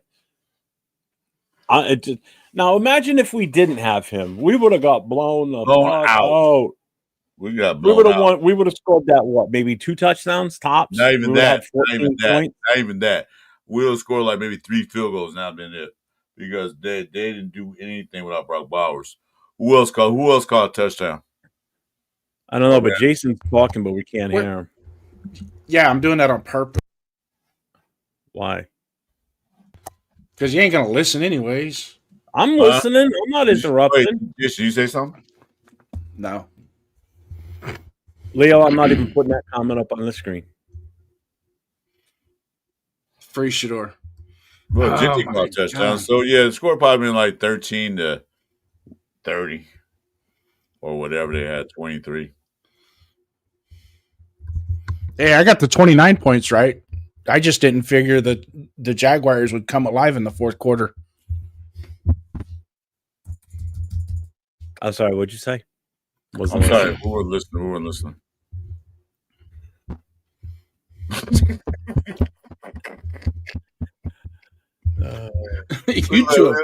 You two have bumped your damn heads, let me tell you. This is what this team's done to us. It's put us in a fucking weird funk today. Well, are you excited or are you disappointed? I'm disappointed, and I'm kind of excited because I'm excited in a way that it was awesome to see Brock Bowers back out there doing his thing and looking damn fucking good doing it too. I mean, that's the Brock I remember from last year. He looked totally back to his 100% normal self. Didn't have the knee brace on. He was moving freely, was making cuts out there with no issues, didn't pull up gimp at any point during this game, was out there doing anything and everything they asked of him. Okay. And it showed, and he put the team on his back, and we still couldn't pull it off. And that's the part that's where I go the other direction, and I get discouraged and pissed off because we still couldn't get it done.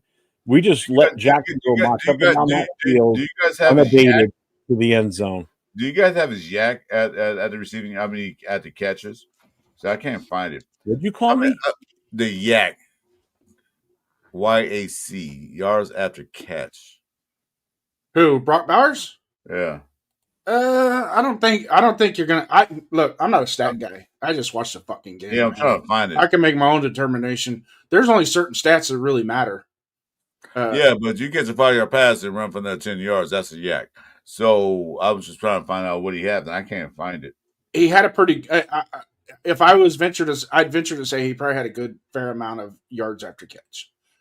Yeah, but it's not gonna be like tremendous. And Jeff, I would never in my life, since you're my good friend, to call you a yak. I'll call you an ox before. No. Oxes are bigger. No, he's not a yak. He's an ox. Mm-hmm.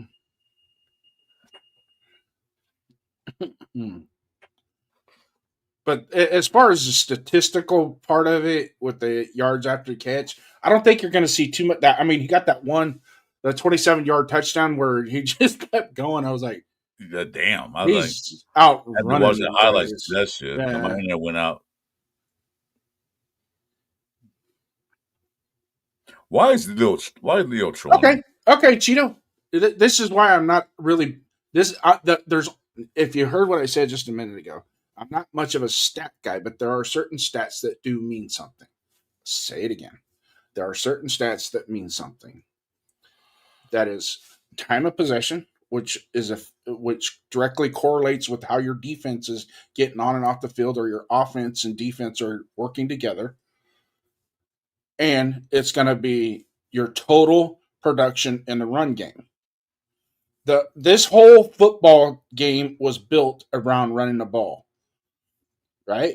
When football was invented, was a forward pass the first thing that they did? Was it built around a game? Was this team built around a game with the offensive line? I don't think we drafted a quote unquote generational running back. Yeah, okay, we got that.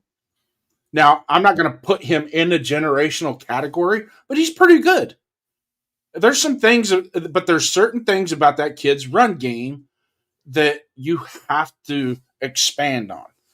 And first things first is you got to get him through the front. You got to get him through the line. Okay, he's not gonna do like Barry Sanders and get hit 3 times in the backfield and still rip off a 50-yard run. It's just not gonna happen with him. Ain't nobody like Barry Sanders. Never will be. No, Barry Sanders was generational talent. He was Centurion. He was like the century talent. Jesus, so in order to win the game, you have to run the ball and stop the run. What was Travis Etienne's stats? 22 carries. He had 20 carries. He had what? 22 carries, 80-something yards, right? 84 yards. That's kind of the threshold of where you're looking at with a productive, effective run game that puts you in a position and keeps you in position to win a football game. You have to be. Look like the Baltimore Ravens. The Baltimore Ravens thrive off their running game. Their running game is what makes that rest of that offense click. Leo, when I'm 70-something years old and you 50, let me see how you react, because you talking about age. Get out of here. Be happy you get to retirement age. Yeah, he's getting ready to click the 50 button. So we'll wait till he hits the 50 button, and we'll jump. You're talking about age. You hope we get to our age. Yeah, my age too, especially. I'll be officially retired next year. Officially. Yeah. No, I'm here. I was trying to look up the yards after catch for Bowers, and I couldn't find anything. I couldn't find it. I was looking. I couldn't find it. I was doing my research because Chris is a one-finger typer. He's only got one hand, so I can do it faster. Cheeto, you're right. I could have sworn you were less than 35 years old. The guy who had a life-threatening stroke. Thank you, Jeff. Appreciate that. I had a heart attack. I'm still here. Yeah, me too. I was gonna say I'm still here, but I just lost my right side. But I'm still here. Still walking the king, still collecting. Never mind. Wow, Leo's calling you out, Jason. I love it. Oh, I'm sorry, Adam. Leo? Cheeto's calling me out? You're not a stat guy. You just spent like 10 minutes sharing and talking about Genty stats. I have to clarify. I am not much of a stat guy where I look at all the, this, that, and the other thing.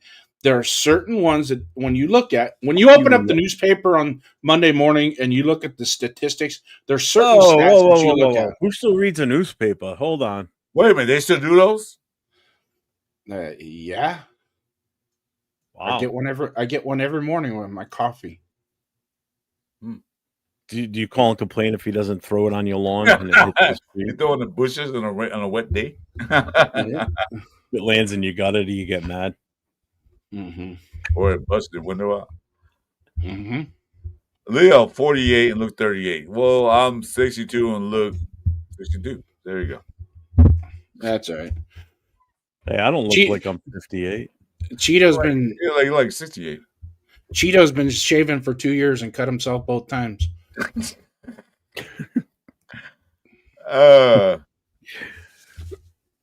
Yeah, Leo. Poor guy. I love you, Cheeto. Don't worry. Don't take that personal, man. I love you. I can't stand fucking Leo. Well, that's your problem. He's actually a really good guy. He really is. He's nothing. He really is. He isn't Whittier, man. I don't like that. Well, no, I love Leo, man. Leo, no, look, bro. You're my main Jersey guy. Hey, Ernie, just look at it this way, bro. Cleveland does this every year where they end up with the first pick. So each year you get to try out a new rookie quarterback. Either it works or it doesn't. So eventually, you have the right pick again this year. So you get to draft another rookie quarterback and see if this one sticks, unlike the past. So I mean, eventually you get it right. Let's talk about along the next 40 years. You guys might get it right. I mean, we're in the same boat. we can't get a veteran quarterback to stick, let alone Jeff, let's talk about that because me and Jason had a good talk about that on Sunday morning. About drafting a quarterback. You don't watch college football. Wait, hold a minute. You don't watch college football. You don't watch college football. You start watching it. What quarterback do you see out there that we could draft? Who do you think? But right now, we're still sitting number 8. After a nice game, we're probably down or up. Too early yet. Yeah, you still got a lot of quarterbacks that got 4 or 5 games. You got the Bulls or 3 to 5 games. As of right now. Yeah. Okay, and we right now still sitting number 8 on the picks until it's a nice game. See how that turns out. I'd take Shedeur Sanders. Who do you see? Who do you see, Jeff? I'd take Shedeur Sanders. Drafting a quarterback, not picking up somebody. Dylan Gabriel. I take Dylan Gabriel.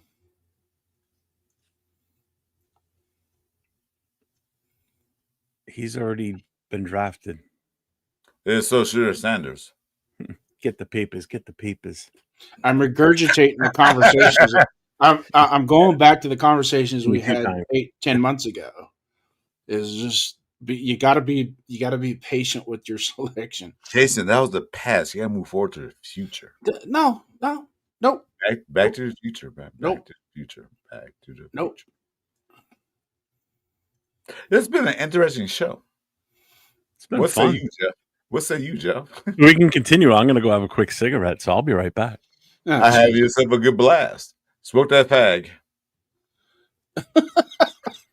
What was they called? That's called England. This is too much fun, man. This is way too much fun. That's always fun with Jeff. Is it fun? This is way too much fun. You know what? We don't want to hear you, man. Go smoke your fag and be quiet. Get out of here. Anyway. hey, Jeff, it's called Monday Morning Quarterback. You're a lineman. No, I just popped on. I appreciate you guys inviting me. And this is your guys' show. Yeah, Tuesday night show. I need you to come in, special guest. What time? 6:30 p.m. Pacific time. All right. Let me see. Let me make sure I ain't got no family plans at that point. Mark me down as 75% available. It's just a matter of. No, you don't have to if you want to. Oh no, I want to. It's whether I can. We had to cover 3 show with me and Chewy, but I'm gonna try to get to where we got special guests come in to pop in, especially in the California area. Except for Leo, I think he lives in Mexico. Yeah, I don't think he's in California. So, oh, good Lord!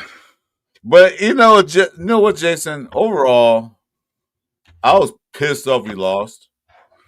But I do like the aggression that Pete Carroll said, go for the 2. Oh, you know what? And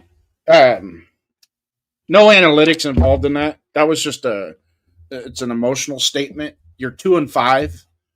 At that point, it's like you gotta relay a message to your team that I believe in you. I believe in the work that you guys have put in today. And get off camera. Get on camera. Huh? Get off camera. Get on camera. I'm trying to fix something here. Lee, you know I love you, brother. And talk. I'll talk to you. I'll talk to you a little bit. Hold on. Just give me a minute here. I'm trying to rearrange something here. I live in California, Leo. We can debate Southern or Northern, Central, but I'm in California. I'm in Central California. Yeah, he's in Central. I'm in. Okay, here we go. I'm in Cal City. I'm I'm in Kern County. I'm just outside the Central Valley. I'm still considered the North Valley. I mean, the northern section of LA County. Yeah. So I'm still in SoCal. It don't matter. I'm in California, so I don't care what you say. But you know what? I'm going to say to one thing, Leo. Go fucking Dodgers. But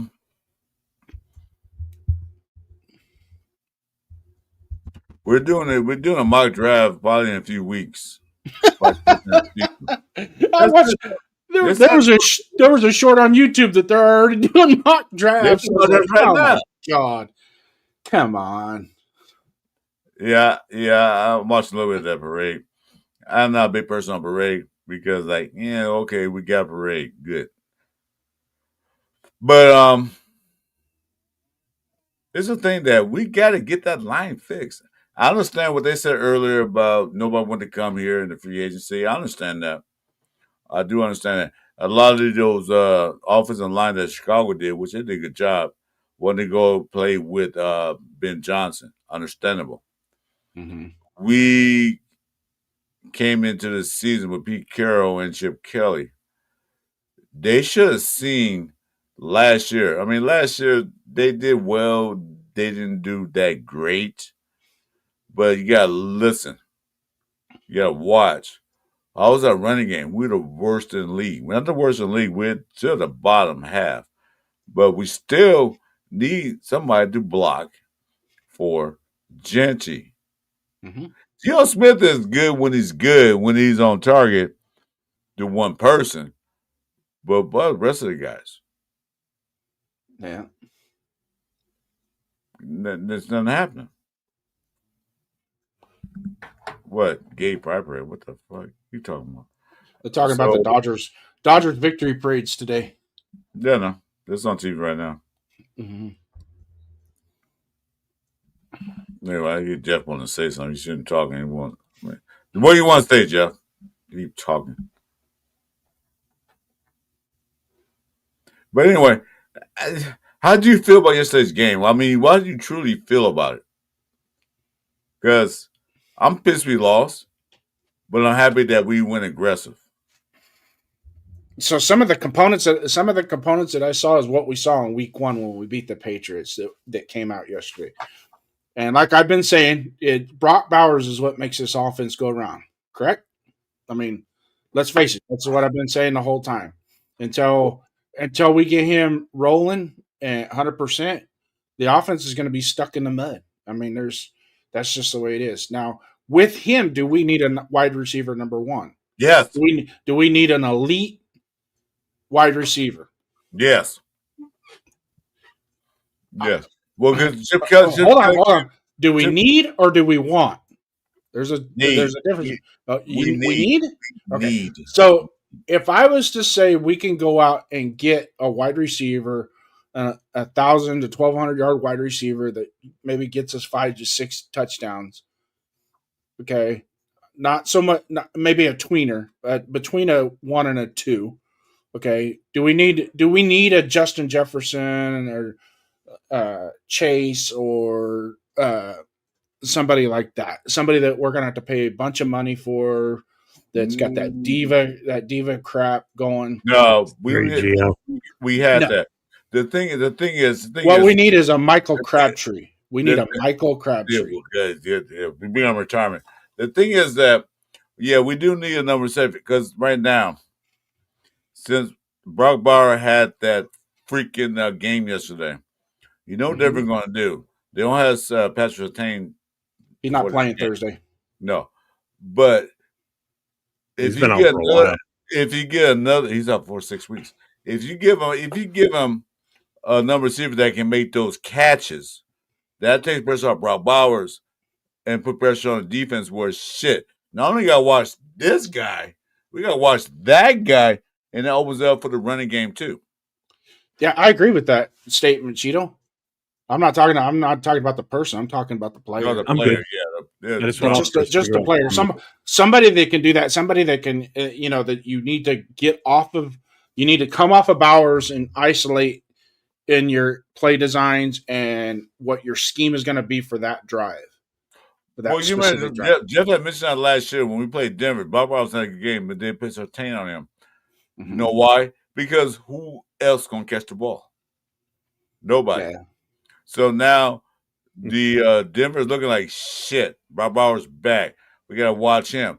Who's going to step up? It's not gonna be Thornton because he's a little boy. To me, he's a little boy. You don't have the muscle to get off the line of scrimmage. You don't have the route tree to get going. Only person that's there will be Tucker. Tucker had a bigger game we did. He only had 3 catches. Uh-huh. But I feel that you got to have that other receiver that this motherfucker dangerous. And I said motherfucker, now I'll say it again. This motherfucker dangerous. We got to watch him too because he can get on us a short pass and make about a 5-yard hitch and make it to a 25-yard gain. We don't have that. And bringing Lockett, it just makes you feel good. Fuck you feeling good. Because my worry was that, we got Lockett. You going to like just look at him all the time, but he didn't. He only got 1 target, no catches. Should have had a 2-point conversion. He was wide open. So I say this. You say I got Jefferson. Yeah, it'd be great. Awesome. Addison, awesome. Chase, brilliant. But all the Raiders are going to pay all that money for one guy. What say you? No. Who are you talking about? Well, we're talking about the receivers. Brock Bowers had a good game. Do we need a number 1 receiver? A number 1. We don't have a number 1 wide receiver. We have a number 1 target. That's Brock Bowers. You need a number 1 weapon. We don't have a number 1 wide receiver out there. No, you just need a number 1 weapon in the passing game. Boy, that's Brock Bowers.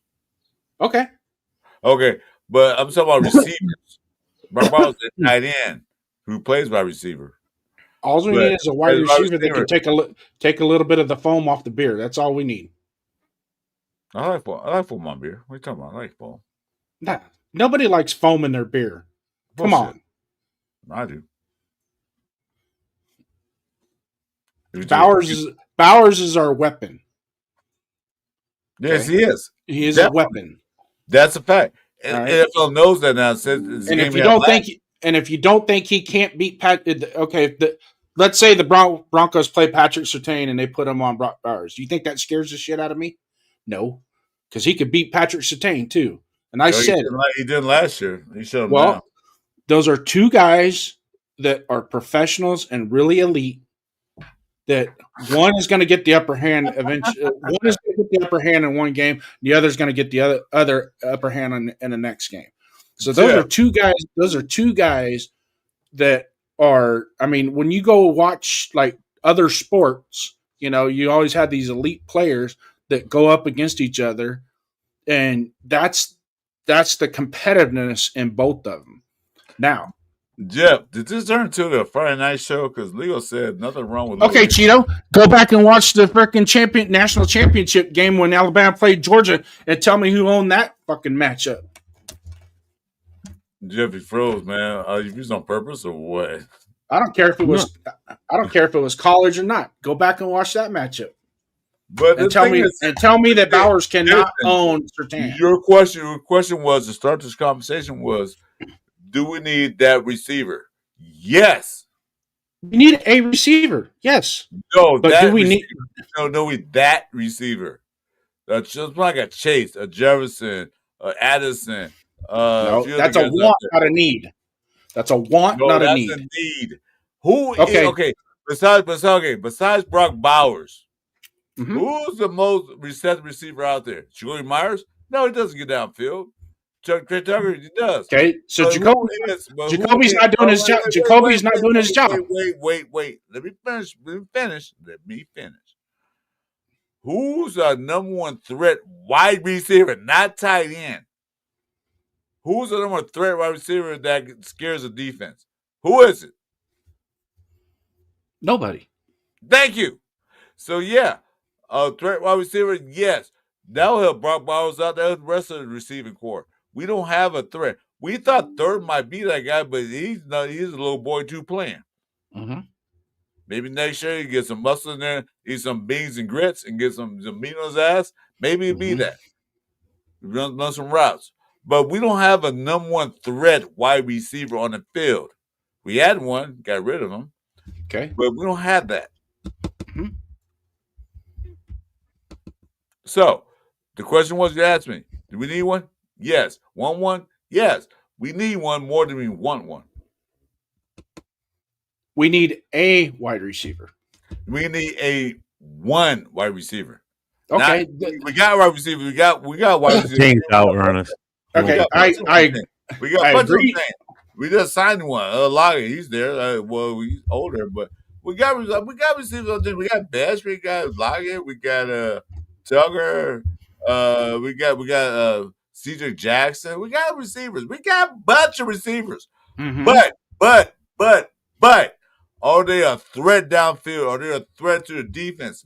No, they're not. You gotta make sure defense. You gotta make sure that defense coordinator is drinking fucking Pepto Bismol Don't give because up. he's No, Tyree. no. Let me love you. Let me love you. That's what I'm saying. I'm gonna do a little math problem with you right here, real quick, Mister Christopher Raiders. I'm a math expert, dude. Okay. Can I say something first? I've No. got my hand up for a No. while. I don't care. No, I don't care if you- you're still now. no. You ain't say shit. Go ahead, No. Jason. Let's go with you guys. Everybody out there in Raider Nation, do you guys follow other football teams? Correct. All right. It's real simple. Yesterday, the Chiefs played the Bills. Right. Kelsey got hurt, went out of the game. What happened? What happened? Their offense stalled, right? Okay. Now, let's take Mark Andrews out of Baltimore. Take him. He gets hurt. He's out of the game. Does that change their offense? Does that change their offense explosion? Take Sam Laporta out of Detroit. Does that affect their passing game?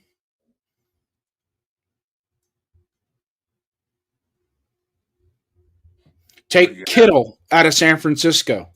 Does that change their passing game?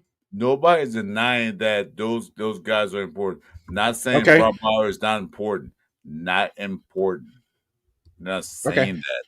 But So I'm agreeing with you. I agree with you 100%. But we don't need a diva. So if you go to Cincinnati, they have Higgins and Chase, right? Who's their tight end? I'm not disagreeing with you, Jason, on that. I'm not saying that. The only thing I'm saying is that to make it better. Make it better. I don't want a diva wide receiver because the wide receivers are all divas. I don't want a diva in here to fuck up the concept of the team. I don't want that. I'm just saying that What concept of a team do we have right now?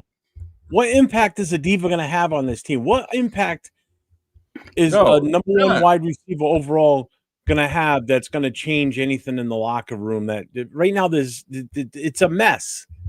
Not the locker room. So bringing a diva in is going to be an issue. Is not correct. Yeah, exactly. Yeah, I agree with that. So let's go back to the Kansas City when Mahomes was just starting out. Okay, he had Kelsey, and who did he have as his number one wide receiver? Tyreek Hill, right?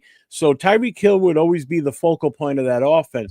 But guess who was also a focal point? It was Kelsey. So who was his safety valve? Kelsey. What's our safety valve? Brock. But Brock is more than a safety valve for us. Okay, Brock always is our team on offense, plain and simple.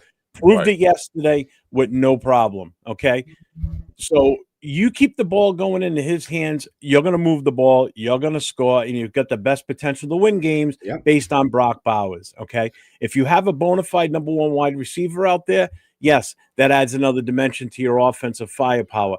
It keeps teams from centering on Brock Bowers. Exactly. That's all honest and going after that number one wide receiver. But if that number one wide receiver keeps getting bottled up, guess where you're going? You're going to Brock Bowers. You're not going to Joe Blow, third string wide receiver coming off the bench, who will have zero impact on this team other than just be another in the way person out there on the field. You're going to get it to your playmaker, which is Brock Bowers. Brock Bowers is our playmaker, plain and fucking simple. Okay, thank you. He's our number one threat overall. That's all I'm saying. High five. Can I get a high five? The question was, I say, they're gonna bring a diva in the fucking building to fuck up the locker room. No, I don't want that. I'm saying, but you got a threat out there besides Brock Bowers. Brock Bowers is our number one threat on offense. He's our number one threat. Jeffy is not right now. Right now, it's not our number one threat. Brock Bowers is our number one threat. Defenses know that. But if you get a receiver out there that this motherfucker is catching these balls down deep downfield or whatever he's doing, then that eases up the defense. The defense on Brock Bowers. Okay, we got to double team this motherfucker. We got double. Okay, hypothetically, let's say Jefferson's out there on the Raiders. We won't be. But say Jefferson's going to make those catches downfield. The defense is going to see that. We got to watch this guy. But what we watch this guy, who going to watch Rob Powers? Mm-hmm. You know what I'm saying? That gives a defense. My thing is like, make that defensive coordinator sweat bullets, man, drink diarrhea juice. So they won't have the Pepto-Bismol. I don't know where this That's is what I'm going, saying, Jeff. though. But right now, like that, Jeff says right. Brock Bowers is our number one threat on offense. That's what I've been saying. Yeah, but I'm saying if you add another receiver out there, Another receiver, not a diva, because right now our receiving core sucks. So we've been yelling at each other this whole time, but we agree with each other. No, I've been talking loud. I've been so everybody in the and I can't. So well, okay. I'm. Hold on, Jeff. Hold on.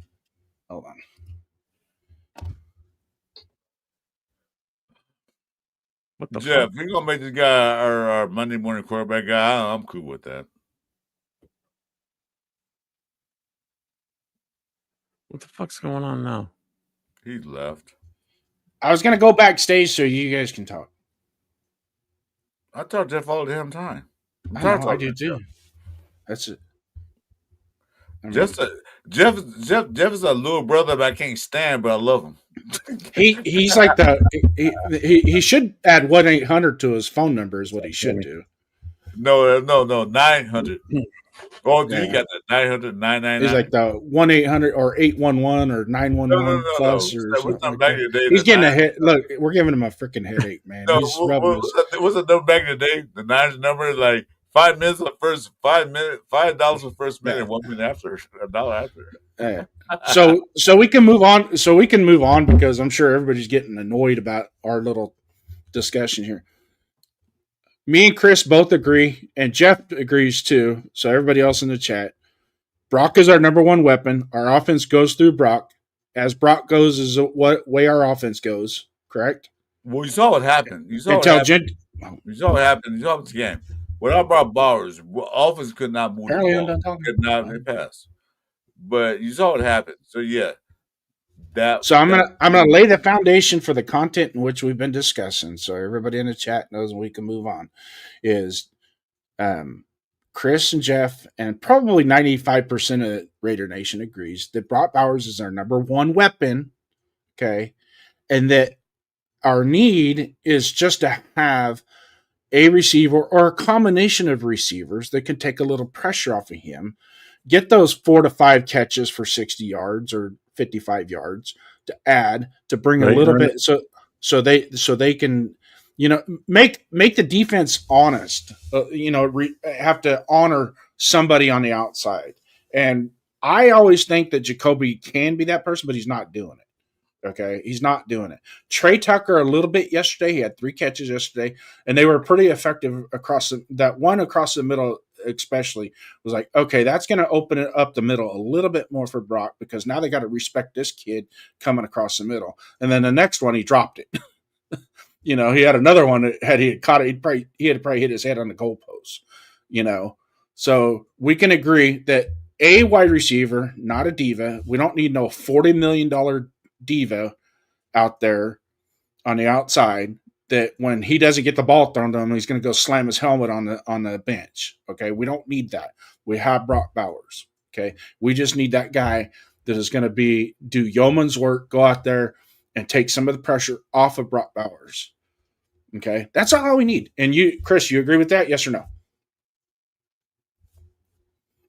You done? I just asked. I did my diatribe. I'm asking the question. Do you agree? Yes or no? I told you that. We need receiver out Jeff, there. Do you agree? Yes or no? Yes, I agree. Yeah, okay. I agree with that. Now we can move on. We need receiver out there to help, not help our Bowers because he's going to get his. We need something to that defense think about what the fuck's going on. Do we cover this guy or do we cover this guy? That's what we need. Yeah. Jacoby Myers is a possession receiver. He's not going to burn you down the field. Tucker, then there's Thornton, but he's not doing anything right now. We don't see that burning down field to have defense get honest. Once defense get honest, they can start stacking that box, which will make Ginty run better, depending on the blocking scheme. So there's a lot to think about. One number one receiver, yes, we need that number one receiver. We don't have one. We have number one target. That's Brock Bowers, but not wide receiver. He's not a wide receiver, but although he plays like one, but he's not a wide receiver. If you can talk, if you want to, we'll let you talk. Well, now that we've entered the broken record phase of this show, over and over again, I think it's time to call it, folks. We're an hour and 45 minutes in. So I'm going to leave it at this. I'll give you each a final thought. Jason, you go first. Well, first and foremost, thank you for letting me come in on Monday Morning Quarterback. You're welcome. Wasn't designed to be part of my show, but I was invited. I don't think Jeff really wanted me in here, but at this point, I don't care. No, it was me. It was me. It was Chris had invited me, and I appreciate it. It's fine. I know sometimes I could be a pain in the ass. Sometimes, but one thing's for sure: we're all Raider fans, and we all walk the same walk and talk the same talk. It's just a matter of listening to it in a certain direction. That's all.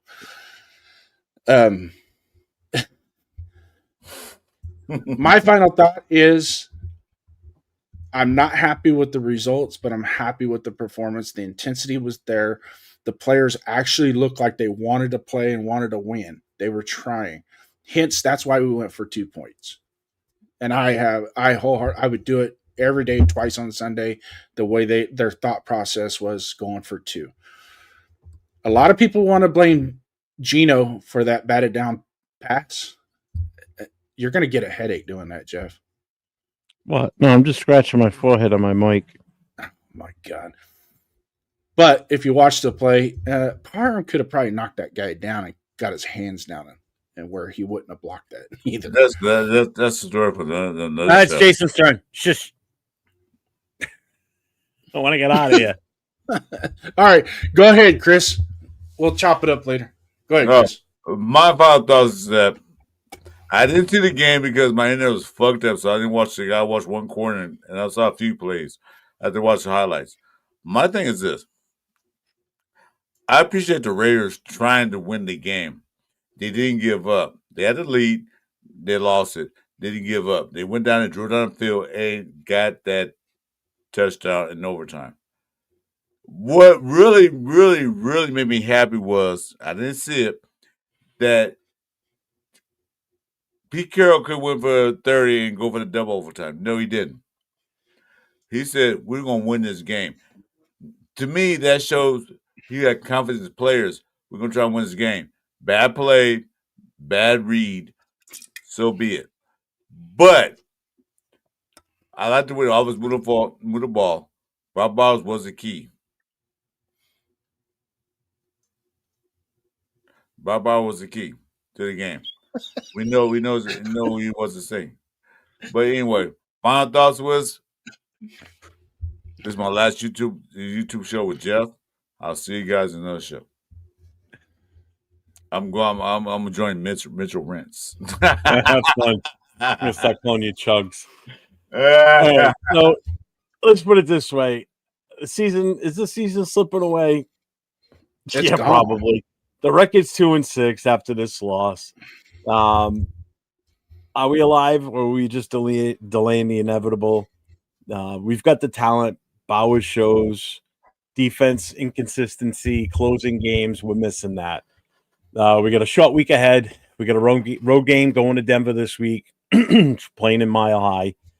What are our concerns? Depth, morale, all of it. So Thursday night, Mile High versus Denver.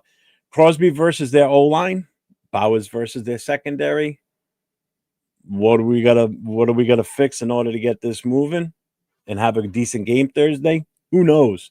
Who knows what the coaches are going to do in a short week? Mentally, we got to rebound.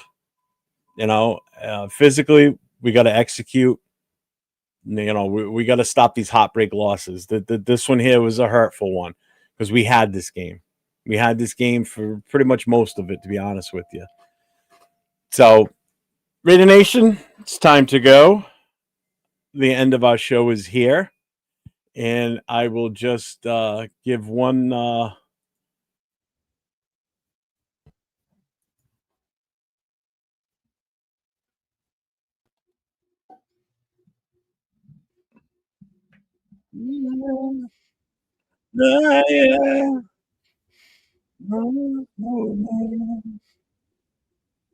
So with that being said, folks, keep the faith.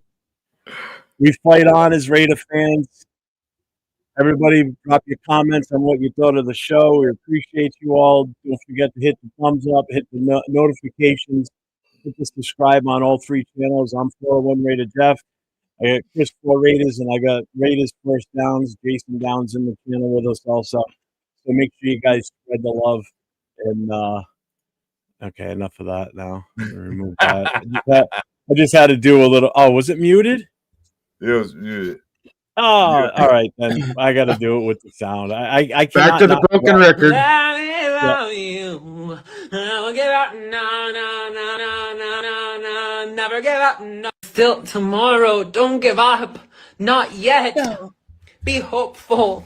Be happy.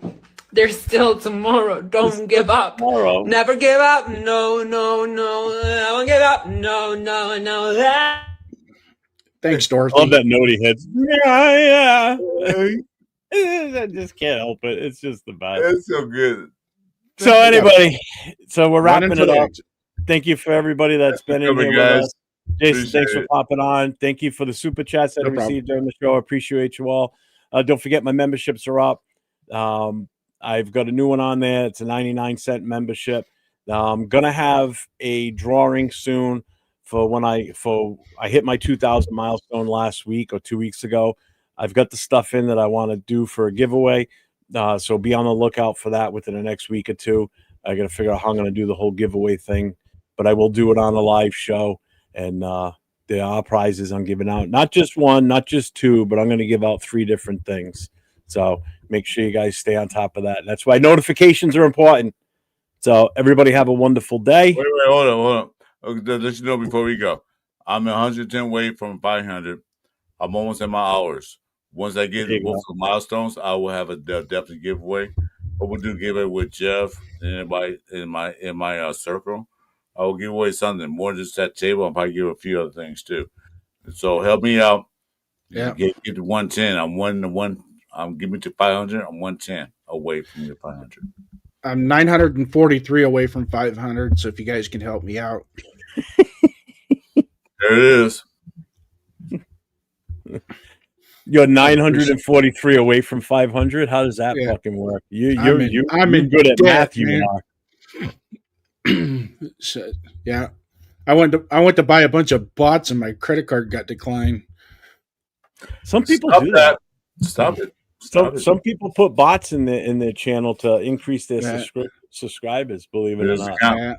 That's all right. You want to spend the money? Go right ahead. It's a thing that people do, and I think it's absolutely disgusting and just stupid. It doesn't count. It doesn't count. No, because they fall off after a certain time frame anyway. So it's like so dumb. Ernie goes, I'm 943 away from 500. That boy in debt. Vegas gambling gets you. I'm going to be washing dishes in this company for a long time. Just monologue. Just playing games. He's going to make wash the dishes. Jason, go cut the grass. I have fake grass. Me too. No, you got to cut our grass. Yeah. You got to cut the grass at the headquarters. I'm not stepping on Chris's lawn. No. Get off my turf. Get off my turf. So anyway, just a quick reminder, Thursday night, Raiders Coast to Coast, Nate and I, we're going to be doing a live watch show. So tune in for Thursday night. All right. Until next time, everybody, have a good day. As I always say, stay safe. Go Raiders. Fuck the Dodgers. Go Raiders. That Dodgers win.